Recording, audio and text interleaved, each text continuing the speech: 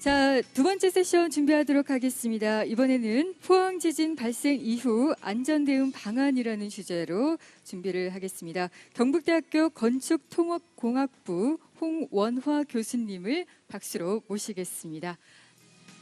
나오셨네요. 박수 부탁드립니다.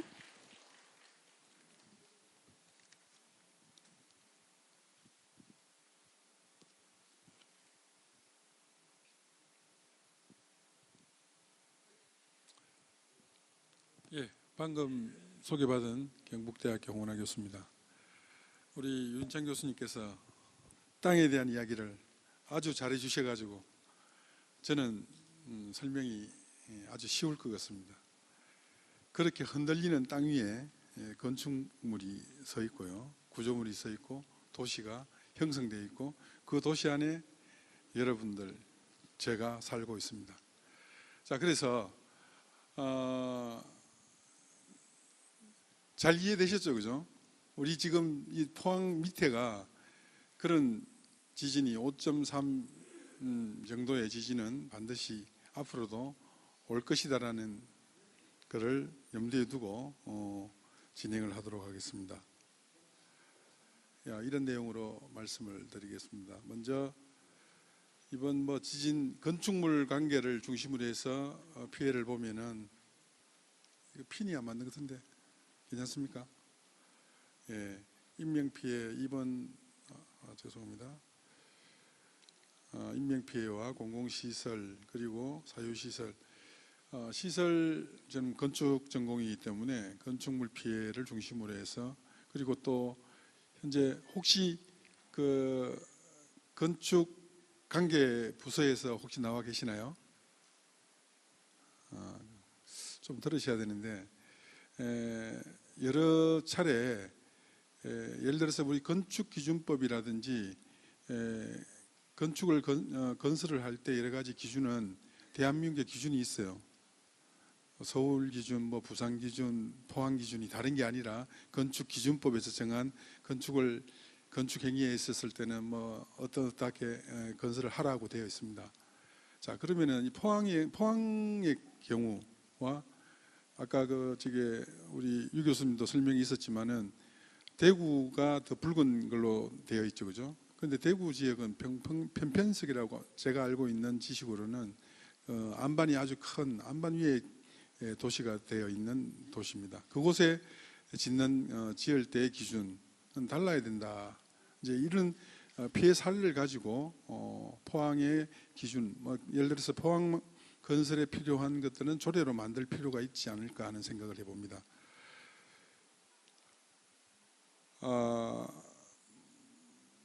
여진도 많이 일어나고 있다는 것을 정리를 해보았습니다. 여기서 우리가 정말 땅이 흔들린다는 것은 기정사실이고 또 그 원인은 유인찬 교수님의 정말 이해하기 쉬운 형태로 우리가 설명을 들었습니다. 이런 곳에 그 단독주택부터 시작해 가지고 집단주택 그리고 또 그 다중이용시설까지 다양한 형태의 건축 행위가 이루어집니다. 자, 이런 건축물을 건설하고 앞으로 이 포항 지진이 온다라고 했을 때 어떤 기준으로 어떻게 그 건축기준법 조례를 만들 것인가 하는 것들을 한번 생각을 해봐야 된다는 것을 염두에 두고 이 미국의 하인이라는 사람, 이거 학자가 아닙니다. 이 하인이라는 사람이 그 산업재해나 많은 그 보험회사 직원인데 여러 자기가 일을 하다 보니까 이러한 형태로 그 피해 현상이 일어나더라라는 것으로 우리 학계에 발표된 이 하인리 법칙이라는 게 있습니다. 그래서 이게 이제 현재는 이제 지진이나 재해에도 적용을 하고 있습니다. 뭐냐면은 지금 같이 여진에 대한 것에 공포가 있다 하지만은 못 느끼는 여진도 있기 때문에 느끼는 여진만 무섭고 느끼지 않는 여진이 무섭지 않다라는 것들이 이건 이제 시민 의식을 빨리 바꿔야 된다는 거예요. 뭐냐면은 300에 30에 하나, 그러니까 333 법칙이라고 하는데요. 이 잠재적인 징후가 300번 정도 오고 나면은 작은 사고가 한 30개 정도 일어나고요. 작은 사고 30번 정도가 일어나고 난 뒤에 큰 사고가 한번 꼭 일어나더라.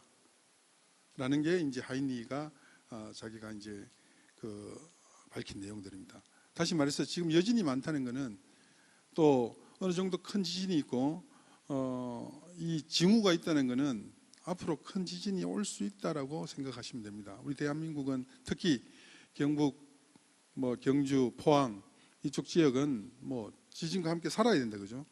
저는 일본서 공부를 했습니다. 10년 동안.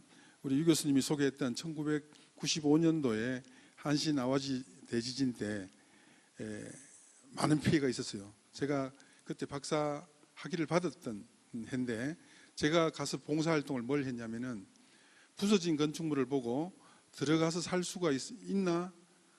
물건만 꺼내올 수 있습니다. 들어가면 절대 안 됩니다. 빨간 딱지, 노란 딱지, 흰 딱지를 붙이러 현장에 들어갔던 기억이 있습니다.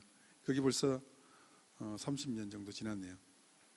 자, 우리나라도 이제 재난 지진 선진국이라고 우리가 일본을 이야기합니다만은 일본 사람들을 보면은 정말 그 생활 속에 지진과 함께 삽니다. 그러다가 죽는 사람도 있고요. 자, 그래서 우리도 잘 대응해 나가야 된다는 것이 지금 여러분들과 함께 확인해야 될 내용이고요. 자, 그러면 포항 지진 피해를 요약을 해보겠습니다. 신문과 언론과 TV에서 정말 많이 본 사진이다, 그죠? 필로티가 이렇게 부서진 전단 파괴가 된 것, 그리고 공동주택의 전단 파괴가 아주 아름답게 모양 좋게 물길 모양으로 파괴된 이런 형태. 자, 이제 이런 것들이 이런 피해가 유 교수님 설명과 맞춰 보면은 상하로 움직였던 피해에 의해서 일어났던, 아마 경주에는 이런 피해는 없었습니다. 좌우로 흔들렸던 그 지진이었기 때문에요. 뿐만 아니라 비구조 부재가 이렇게 처참하게 떨어지거나 포항역인데요. 그리고 포항 그 한동대에서 조적 벽돌들이 이렇게 떨어져 나가는, 자, 이런 것들을 물론 이제 여기서 우리가 간과하기 쉬운 부분이 아까 모두에도 말씀드렸지만은 대구의 상황과 포항의 상황이 같지 않느냐? 아닙니다. 집안 자체가 연약한 집안이기 때문에 더더욱더 이러한 형태의 피해가 컸다라고 저는 봅니다. 진도는 대구가 컸지만은, 자, 필로티 건축물을 보게 되면요,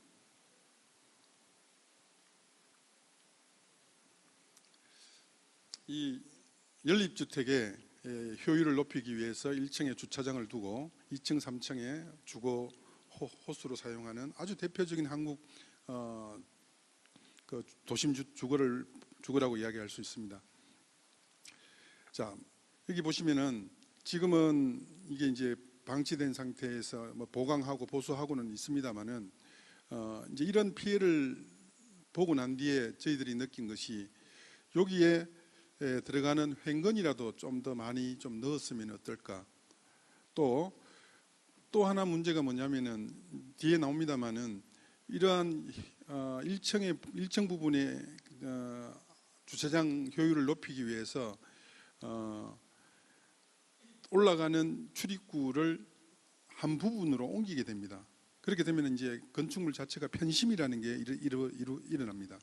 편심이 되면은 이 하중, 다시 말씀드려서 2층, 3층에 있는 하중을 집안에다가 받치고 서 있어야 되는데 그 복도라는 그 수직 복도가 한쪽에 치우침으로 인해 가지고 그 흔들림에 의해서 이렇게 전단 파괴가 일어난다라는 것을 우리가 좀 알아야 되겠다 하는 교훈을 얻을 수 있습니다. 또한 이 벽면에 이제 내력벽이든 비내력벽이라고 해서 그 구조 하중을 받지 않는다라고는 할 수가 없습니다. 어느 정도는 정말 구조체로서는 기능을 못하지만은 이렇게 필로티 구조보다는 비내력벽이라도 있는 것이 유리한데 그 건물 사용의 효율을 높이기 위해서 사용을 한다든지 철근의 당근이 없는 거라든지, 그리고 비구조체라고 하는 것은 설비라든지 이 부착물들의 기준, 이런 것들이 철저하게 안전에 대한 기준을 충족 못할 때 이러한 피해 사례가 일어난다라고 말씀을 드릴 수가 있습니다. 아까 편심에 대한 이야기를 드렸죠. 자, 이런 내용입니다. 1층을 전체를 비워서 주차 공간으로 사용하기를 원합니다. 자, 보시면은 여기서 엘리베이터나 주출입구 또 계단이 되겠죠. 이쪽은 여기가 되겠고요. 요 건물 같은 경우에는 오른쪽 우측 상단이 되겠고, 여기는 우측 하단이 되겠죠. 자, 보시면은 이 기둥이 갖고 있는 그 하중의 그 무게 지탱률하고 이 박스가 갖고 있는 그 하중의 율이 전혀 다릅니다. 자, 이렇게 될 때 앞으로 이 필로티 구조를 설계를 할 때 포항시에 건설되어질 때는 좀 더 다른 방법으로 고민을 할 필요가 있다라는 것을 제안을 드립니다.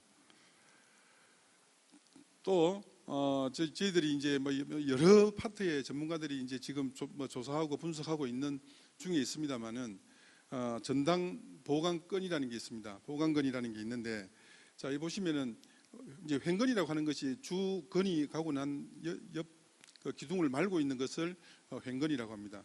법규에는 한 15cm 간격으로 말도록 되어 있습니다만은 통상 그다지 지진이 많이 오지 않았기 때문에 뭐 15cm라고 기준이 있었지만 20cm짜리도 있고요. 이거 사실은 이제 이런 기준을 바꾸면은 이게 건설비가 올라가고 돈이 많이 들죠. 그래서 이제 이 돈을 적은 돈으로 뭐 정말 건설을 하다 보니까 이제 이런 이제 지진이 왔을 때 이런 큰 피해가 이제 발생이 되는데요. 횡건이라도 많이 감았다면은 이게 이렇게 부서지지 않는데, 이 횡건의 간격 기준을 포항시 같은 경우는 좀 더 여기서 15cm지만은 10cm 내지는 8cm 정도로 줄여줄 필요가 있고요. 또한 전담 보강건이라고 하는 이 횡건을 말아주는 부분이 있습니다. 이게 이제 완벽하게 사면을 말아줘야 되는데 그냥 끈으로 묶어놓은 형태의 한 부분만 이렇게 설치되어 있는 이런 시공관리 측면 문제가 지금 지적되고 있습니다. 뿐만 아니라 참 이건 터무니없는 시공 사례인데요. 이 가장 중요한 기둥 면에다가 설비 이 보시면은 그 홈통이 이렇게 지나가고 있습니다. 아마 이런 사례가 아마 많을 거예요. 왜냐하면은 눈에 보이지 않고 이 구조체 안에 있는 것은 완성되고 난 뒤에는 보이지 않지 않습니까, 그죠? 이쪽도 보면 이쪽에도 볼 수가 있고요. 이런 구조체 안에 홈통이나 설비 관들을 심는다는 것, 이런 것들이 결국에는 시공관리 측면에서의 큰 문제였다 하는 것을 지적할 수가 있습니다. 뿐만 아니라 공동주택, 아까 저기 학교에서도 나왔습니다만은 이제 그 기준 강도를 어떻게 하느냐 하는 것들은 정말 지금 다시 고민을 하고 정말 강도에 대한 기준을 정해야 됩니다만은, 자, 이렇게 이제 전단 파괴가 일어나는 아파트나 그 시설물들을 어떻게 할 것인가, 정말 이 포항시는 고민이 많을 것 같습니다. 예를 들어서 이건 뭐 기울어져 가지고 이건 뭐 부수지 않고서는 들어갈 수가 없는데요.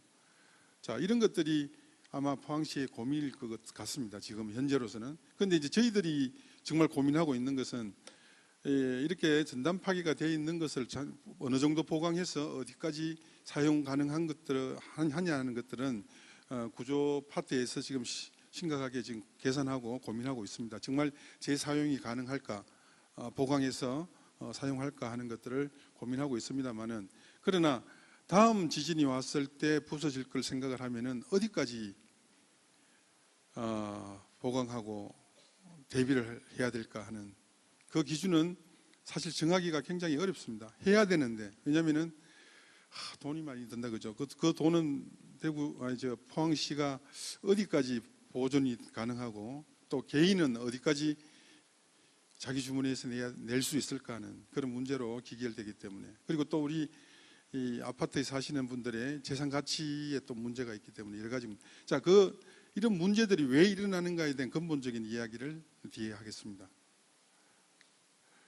자, 이거는 비구조체에서 일어나는 학교 시설. 아까 그 유인정 교수님의 그 건설된 연도별마다 기준 강도가 달랐기 때문에 나타나는 현상입니다만은 이렇게 전단 파괴가 일어나고 나면은 이러한 곳에 이제 보강을 이 정도 부서진 것은 뭐 털고 제가 보기에는 비내력벽 정도 되니까 뭐 문제가 없습니다만은 내력벽에 있어서의 하중을 받는 곳에 있어서의 전단 파괴에 대한 대응은 사실 부숴서 새로 짓지 않고서는 안전하다라고 이야기할 수가 없습니다. 자, 학교 시설 마찬가지입니다.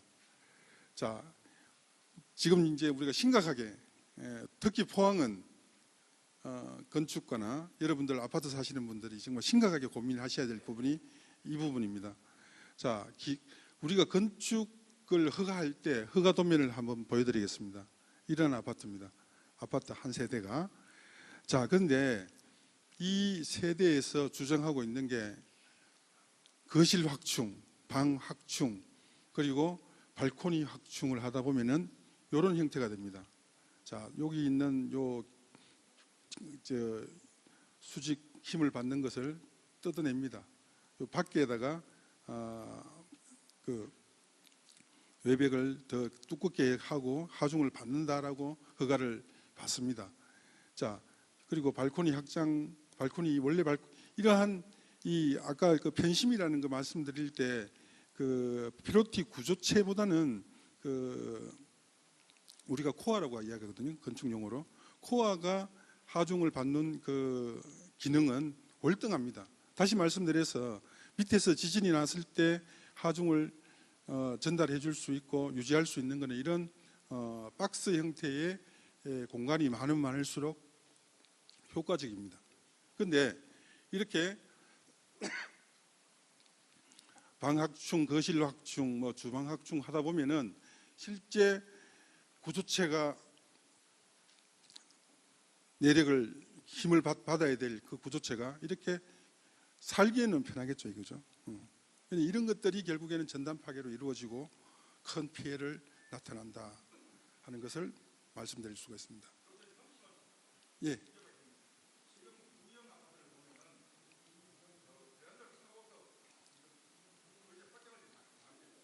예.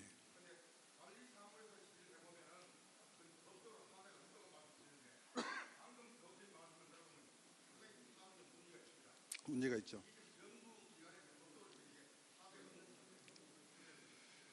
그래서 이제 우리가 사실은 그 지진이 일어나기 전에는 전혀 문제 없죠. 하중에 뭐 버티는 데는 전혀 문제가 없습니다.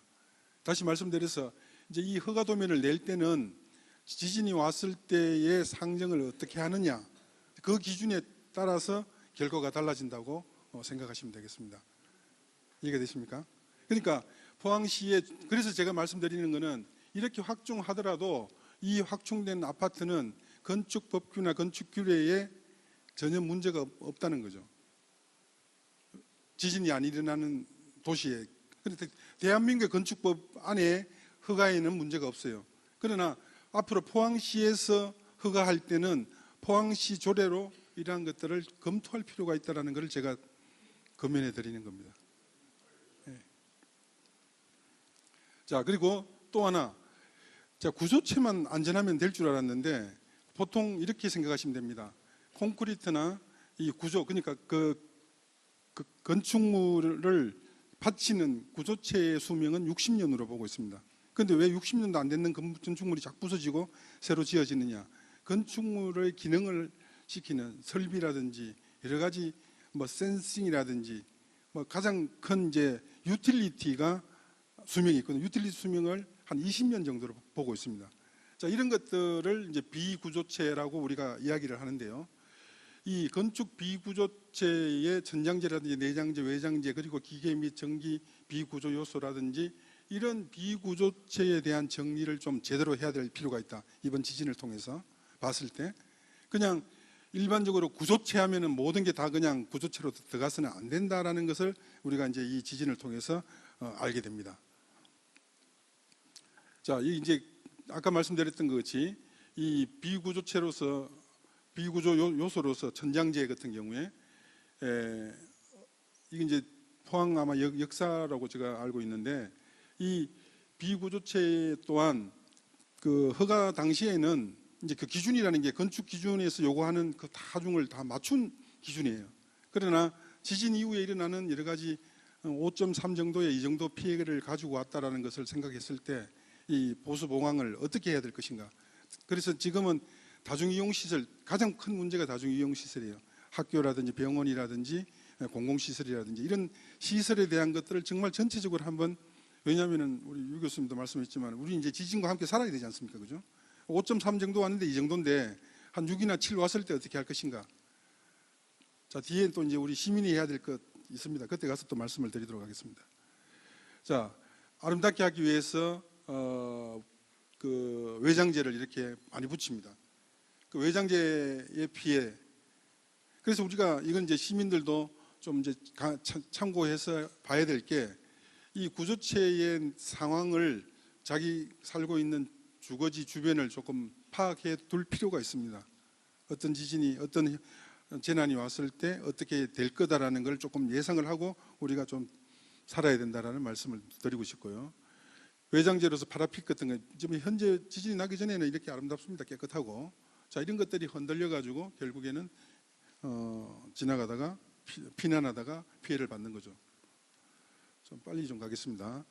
자, 같은 외장재고요.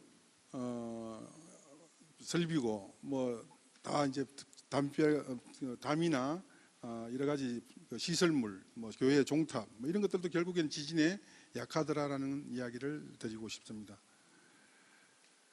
자, 그러면은 우리가 이제 포항 지진 피해를 바탕으로 해서 이제 어떤 문제점은 알았습니다. 어떻게 개선할 것인가를 한번 검토해 보겠습니다. 건축적 문제에서 이제 구조 배치의 불합리성, 아까도 말씀드렸지만은 이게 편심이 일어날 수 있는 출입구 계획을 이제 제대로 잡아줘야 됩니다. 왜? 지진이 자주 일어나는 포항이기 때문에 그렇습니다. 또 시군 관리 측면에 정말 하중을 받는 기둥에다가 홈통을 설비를 깐다든지 하는 이런 좀 생각할 수도 없는 그런 요소라든지, 이것 같이 정말 방 확장이나 주방 확장, 발코니 확장을 정말 어느 선까지 정말 허락할 것인가 하는 것들, 그리고 아까 말씀드렸던 횡건이나 주건에 대한 간격이나 연결 부분, 또 참 아이러니한 말씀을 드리자면은 지금 보강 보수를 많이 하고 있습니다, 학교에. 그런데 밑에 간 보시면 아시다시피 이 전혀 하중을 받지 않는 엉뚱한 곳에다가 이렇게 보수 보강을 한 학교의 사례도 있습니다. 그러니까 이게 눈 가리고 아웅이라고 제대로 하중을 받는 곳에 제대로 이 시설을 해야 되는데 그렇게 못하고 있는 이런 것들도 이번 기회에 다시 한번 점검을 할 필요가 있습니다. 그리고 아까 말씀드렸던 비구조 요소, 설비 시스템 피해 위험성을 각 큰 지진을 통해서 우리가 알 수 있듯이 2차 재해, 무너져서 불이 나서 일어나는 화재에 의해서 피난이 손실이 가장 크다라는 것을 알 수가 있습니다. 여기에 대한 대응도 철저하게 가져야 되고요. 그래서 이제 구조재 자체는 그 단면을 넓히고요. 그리고 주건을 많이 넣고 횡건을 좀 작게 하면은 어느 정도 해결이 됩니다. 그러나 비구조 요소의 성능 목표에 대한 기준이 있어야 되는데 현재 이런 기준이 없습니다. 다시 말씀드려서 설비라든지 뭐 내장재라든지 치장재에 대한 기준이 없다라는 게 현재의 상황이고, 자, 이런 것들을 인명안전이라든지 위치 유지라든지 계획 수행을 위해서 기준을 설정할 필요가 있다라는 것을 제안을 드립니다. 또 하나, 여러분들 땅이 흔들리니까 이게 이제 지진이다, 이제 감지를, 지금도 마찬가지입니다. 감지가 됐습니다. 어떻게 해야 될까? 자, 그래서 이제 우리가 저는 이제 도시 방제를 많이 하다 보니까 포항시에서 만들어놓은 피난지가 있습니다. 1차 피난지가 있고 2차 피난지가 있습니다. 자, 그러면 1차 피난지가 어디다라는 거는, 그래서 우리가 자꾸 많이 혼돈하고 있는 게, 전쟁이 났을 때 방공호하고 지진이 났을 때 피난하고는 전혀 다릅니다. 전쟁이 난 우리가 이제 매월 15일은 민방위 훈련의 날 아닙니까, 그죠? 민방위 훈련의 날의 방공은 지하로 가는 게 우리의 주 목적이었어요. 그래서 그게 훈련이 많이 돼 있다 보니까 지진 났으면은 방공호 들어가면 죽습니다. 지진의 피난 1차 피난지로 가야 되겠죠, 그죠? 그래서 그런 이제 훈련 계획 그리고 피난 동선 계획이 이제 포항시가 아주 체계적으로 만들어져야 되고, 만들어진 그 체계적인 내용 매뉴얼을 살고 있는 시민들에게 잘 전파가 돼야 돼요. 이게 지금 안 되고 있다라는 거. 이제 앞으로 해야 될 일이고요. 또 긴급 재난 문자 굉장히 빠릅니다. 저 문자 받았어요. 내가 어떻게 해야 될지에 대한 매뉴얼이 없다는 거예요. 액션이 없다는 거죠. 그죠? 이런 것들에 대한 정비는 이제 이거는 지방 정부가 하셔야 될 문제입니다. 가장 중요한 거, 이참에 여러분들이나 나는 개인의 안전은 누가 책임져야 되느냐? 내가 책임져야 됩니다. 1차적으로 누구 의존해서도 안 되고요. 자, 그래서 이 참 교육이 중요한데, 예를 들어서 이런 겁니다.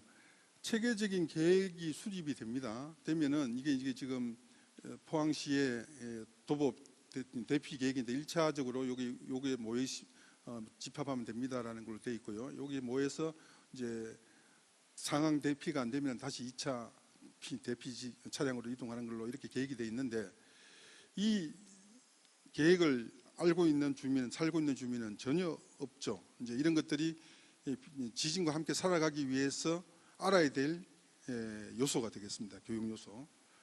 저희들이 아까 말씀드렸던 지진 대피소하고 지진 해일 대피소 다 있습니다. 있는데 뭐가 문제냐? 용량 계산이 안 돼 있고 적정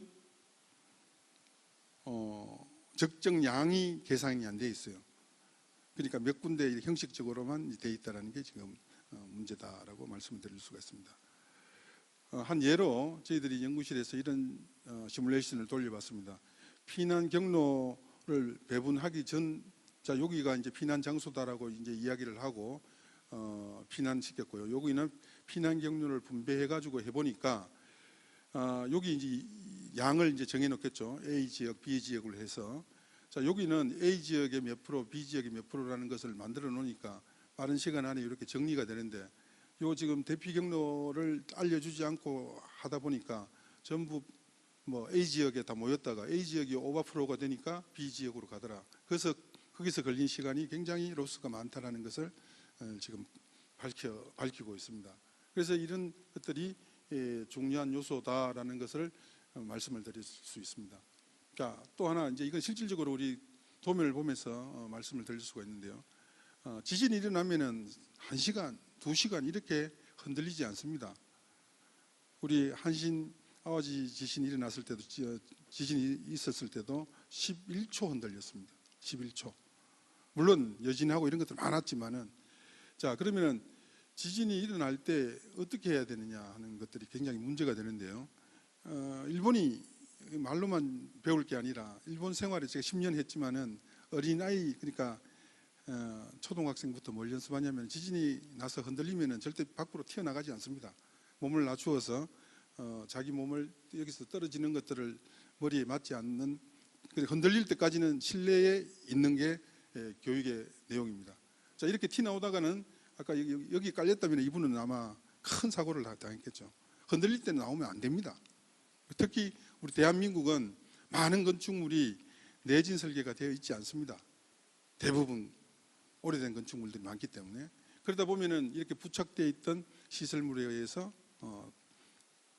피해가 커진다라는 것을, 그래서 지진 흔들리는 것이 어느 정도 중단되고 난 뒤에 움직이는 것이 교과서에 되어 있습니다. 자, 이렇게 지진 행동 요령에 대한 그림이나 안내나 이런 것들이 있습니다. 자, 이런 것들이 저는 이제 불만이 뭐냐면은 서울시나 대구시나 포항시나 똑같이 만들어서 똑같이 되냐 하는 것들을 제가 주문하고 싶습니다. 진도는 대구시가 컸는데 대구시 피해는 전혀 없었어요. 집안이 연약하다 보니까 포항의 피해가 컸지 않습니까? 제가 계속 강조드리고 싶은 것은, 한번 이러한 기본적인 국가에 대한 안이 나오더라도 포항시에 걸맞는 행동 요령을 만들어서 꼭 전파할 필요가 있다라는 건의를 드리고 싶습니다. 우리가 지진뿐만 아니라 뭐 불도 많이 나고 여러 가지 재난은 많이 일어납니다. 또 재난을 또 극복해가면서 또 우리 인류는 발전해 갑니다. 자, 근데 정말 우리가 해야 될 게 뭐냐? 이제 뭐 여기 이제 관리자도 많겠습니다만은 관리자 역할이 이만큼 중요합니다. 대구 지하철 화재 참사 났을 때는 지금도 제가 연구를 하고 있습니다만은 기다리라, 지금 나갈 테니까 기다려 주세요 해놓고 마스크통키를 빼고 나갔는 그 운전사, 세월호 가라앉고 있는데 앉아서 나가지 말고 앉아서 기다려 달라는 이런 멘트.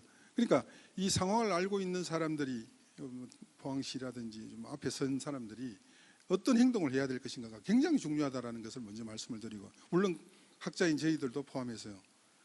그래서 관리자의 무책임한 행동이 결국 엄청난 피해를 가지고 온다. 그래서 지금 해결되지 않는 문제를 미리 막 해서는 어떤 결론을 내려서 어떻게 하려고 하면 안 됩니다. 지진 같은 경우에는. 왜냐하면 우리는 지진 역사가 아직 짧기 때문에, 그리고 경험도 부족하기 때문에 철저하게 충분한 시간을 가지고 여러 가지 해법들을, 그래 이제 그 시민들한테 우리가 좀 안전한 마음을 주기 위해서는, 또 신뢰를 주기 위해서는 어떤 것들을 하고 있다는 것을 자꾸 홍보를 하고 알려줘야 됩니다. 아무것도 안 알려주면서 또 대응도 안 하면서 어떻게 되는지도 모르면서, 뭐 포항시는 정부만 보고 있고, 정부는 뭐 어딜 봐야 되겠습니까? 그만은 어딜 보고 있는지 모르겠습니다만은 시의 시민들은 포항시만 보고 있고, 보고 있다가 이렇게 시간 다 지나서는 안 된다라는 그런 조언을 드리고 싶습니다.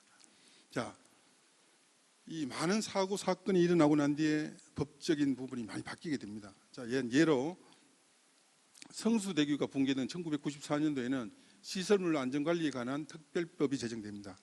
그래서 제정되었습니다. 삼풍백화점 붕괴 이후에 재난관리법이 제정되고요. 대구 지하철 화재 참사가 일어나고 있는데 철도안전법이 제정됐습니다. 세월호 침몰되고 난 뒤에 국민안전처가 신설됐습니다. 지금은 없어졌지만은. 자, 경주 지진, 포항 지진 일어나고 난 뒤에 무엇이 어떻게 바뀔 것인가에 대한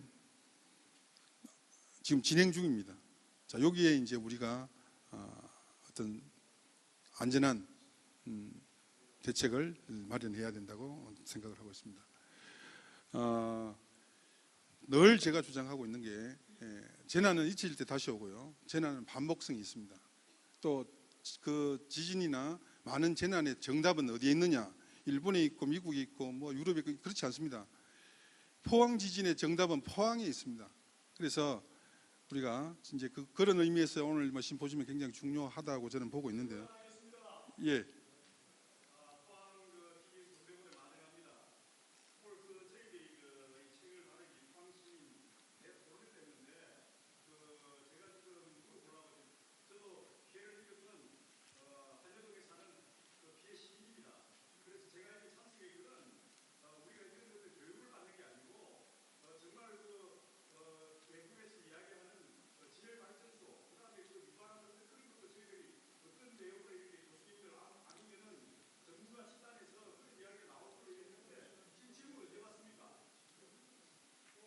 예.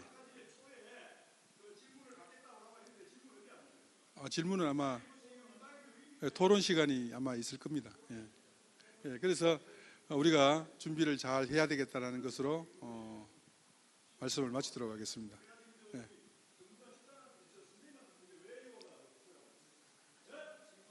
예, 알겠습니다.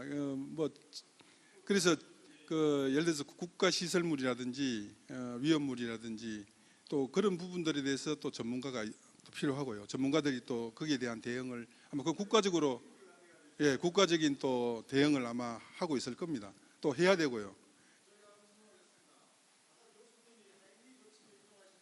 예.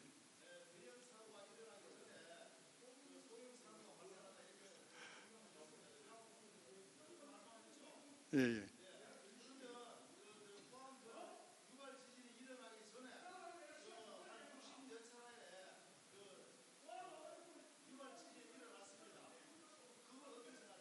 그래서 그 작은 여진이나 징후가 보이기 때문에 준비를 잘 해야죠.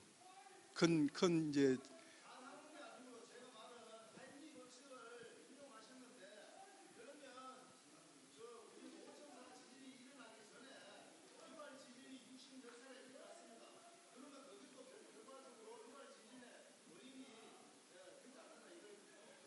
지진은 우리 유 교수님도 말씀드렸지만은 인간이 어떻게 할 수 없는 그런 영역이고요. 저희들이 이야기하고 있는 인간이 만들었던 건축물이라든지 이런 기준은 더 강하게, 더 포항에 맞는 그런 형태로 바뀌어야 된다는 게 제 의견입니다.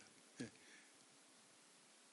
나중에 토론 시간에 또 이야기하도록 하죠. 예. 네, 여러분 지금 궁금하신 점이 많을 텐데요. 저희 질문은 토론 시간에 또 받도록 하겠습니다. 그러니까 잠시만 좀 기다려 주시기 바랍니다.